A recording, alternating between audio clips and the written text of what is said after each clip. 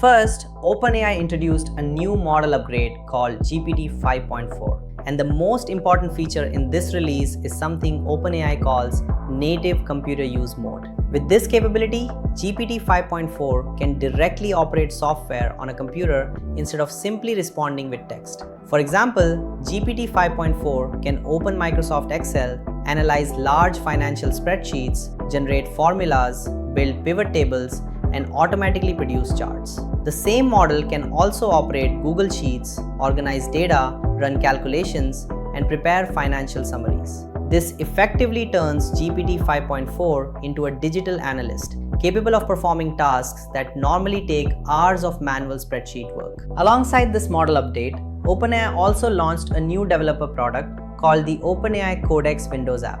Codex is OpenAI's coding-focused AI system, and the new Windows application allows developers to generate software directly from instructions. A developer can type a command like build a Python REST API with authentication and database integration, and Codex will generate the project structure, create the source files, write the code, and explain how the system works. The Codex Windows app is designed to integrate directly into developer workflows on Windows machines. While OpenAI is expanding productivity and coding tools, Google released a new AI workspace called Google Canvas, integrated into Google Search's AI experience. Google Canvas allows users to create documents, analyze datasets, write code, and run experiments inside a single AI workspace. For instance, a user can upload a dataset, ask Google Canvas to generate a Python analysis script, run the code, visualize the data with graphs, and summarize insights without leaving the interface. Google Canvas effectively combines capabilities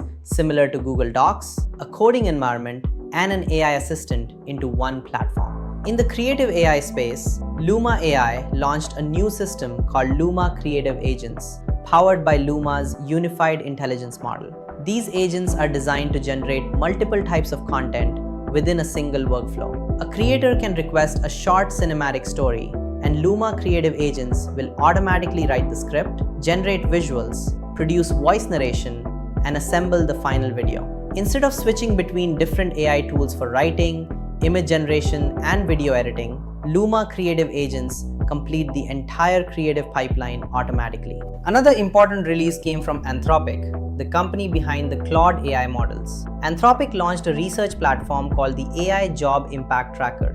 This tool analyzes real-world usage of AI systems and tracks how automation is affecting different job categories. Governments, economists, and companies can use the AI Job Impact Tracker to measure which professions are seeing increased automation and which roles are still largely human-driven. Meanwhile, in financial technology, Finastra launched a new AI product called Operator Assist. Operator Assist is designed specifically for banking payment operations teams. The system monitors payment transactions, identifies processing errors, and recommends solutions to resolve failed or delayed transactions. Banks process millions of payments daily, and Operator Assist uses AI to detect problems early and guide staff toward the correct resolution.